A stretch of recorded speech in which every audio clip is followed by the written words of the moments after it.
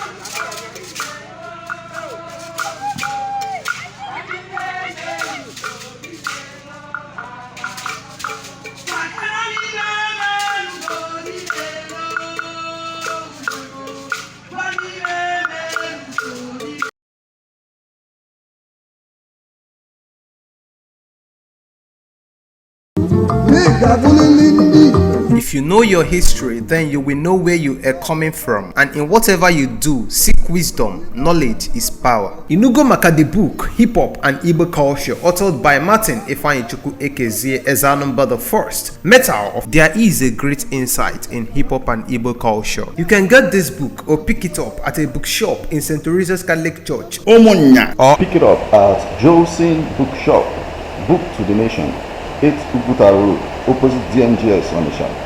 Call 080-3338-2643 or 080-3791-7242. Go to www.amazon.com, search for Hip Hop and Igbo Culture by Martin Ifeanyichukwu Ekezie. For further information on how to get this book, please call 080-3916-7049 or you WhatsApp 080-6579-6999.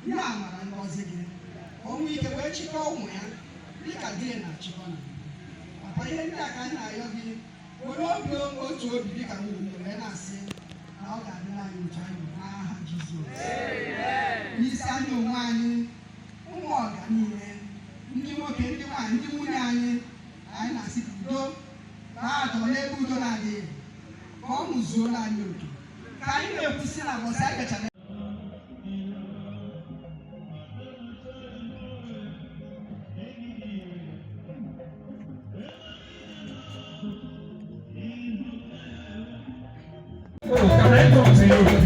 These people were police.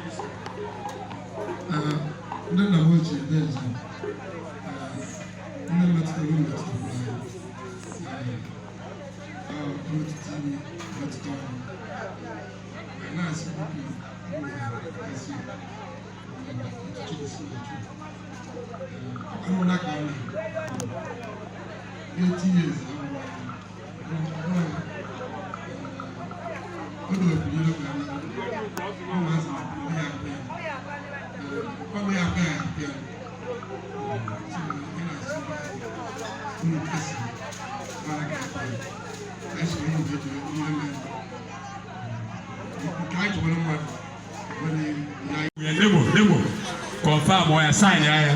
Oh, where why they are there, why they were. Kulmana, a homozygotes. August like us. Yeah, we said, yeah, we said. Namala also, men on the good mother.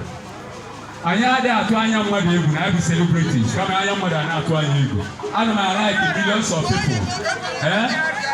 But the punishment is they celebrate it entertain a scanty hall, but a mother or can agree. I'm what did you a fear or my child with Tiajara? One palmer, of another palm, idea, cannot another, no very just came on you.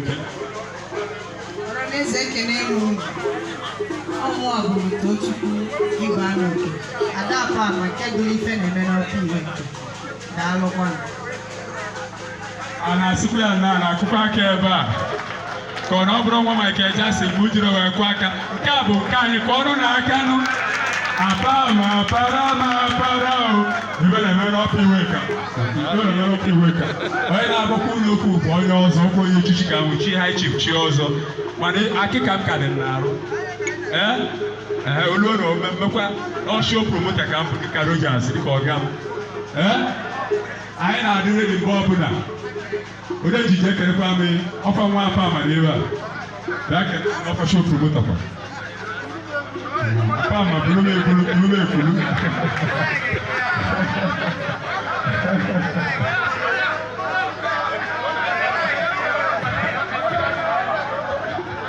Pama, prama pra, palema pal, no, na kita que no, ebe aqui foi ele eu.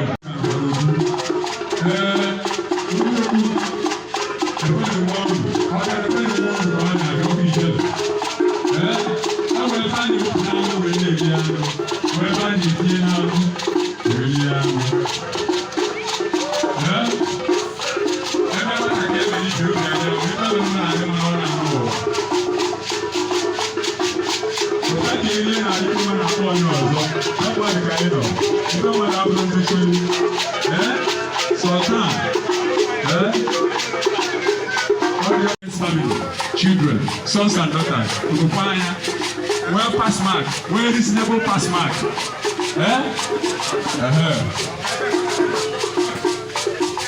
Sultan Nonobo, Erendophobi.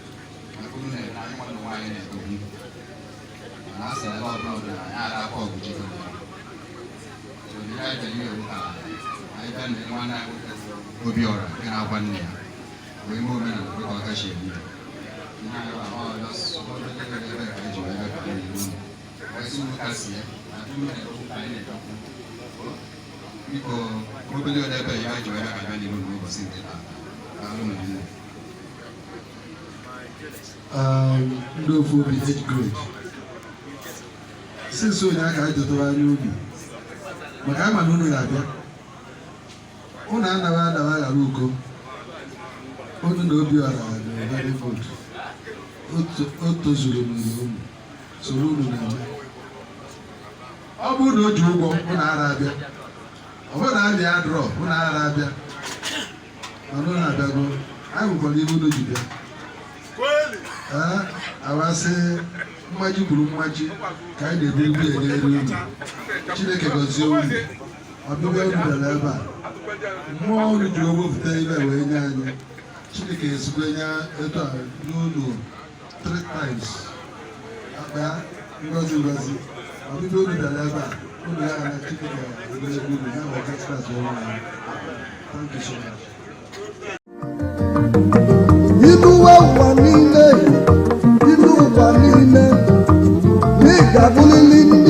If you know your history, then you will know where you are coming from, and in whatever you do, seek wisdom. Knowledge is power. Inugo maka the book Hip Hop and Igbo Culture, authored by Martin Ifeanyichukwu Ekezie as our number the first. Metal of there is a great insight in hip hop and Igbo culture. You can get this book or pick it up at a bookshop in St. Teresa's Catholic Church, Omonya, or Pick it up at Josin Bookshop, Book to the Nation, 8 Uguta Road, opposite DMGS on the shop. Call 080-3338-2643 or 080-3791-7242. go to www.amazon.com, search for Hip Hop and Igbo Culture by Martin Ifeanyichukwu Ekezie. For further information on how to get this book, please call 080-3916-7049 or you WhatsApp 080-6579-6599.